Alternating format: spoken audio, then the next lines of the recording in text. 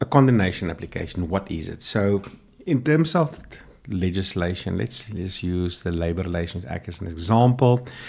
If you want to file a dispute to the CCMA, most of the time, not always, but most of the time, there are timelines involved. Yeah. So, if you complain about the fairness of a dismissal, typically an employee's got 30 days after the dismissal to file a dispute at the CCMA, or if it's an unfair labour practice, you have 90 days.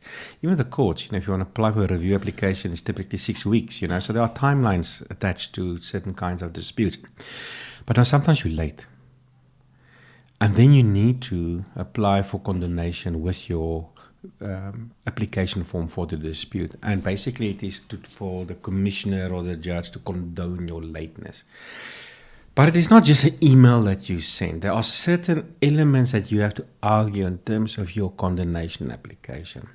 So the first element is you must obviously explain the degree of lateness. So how many days are you late? Is it 1, 2, or 10 days, or whatever the case may be? And then secondly, obviously your reason for lateness. So you need to have a good reason why you were late, okay?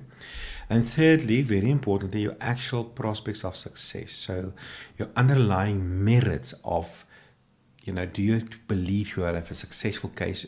As an example, if you challenge the fairness of a dismissal, I suppose in a way there's no point in trying to apply for condemnation, if you have no merits.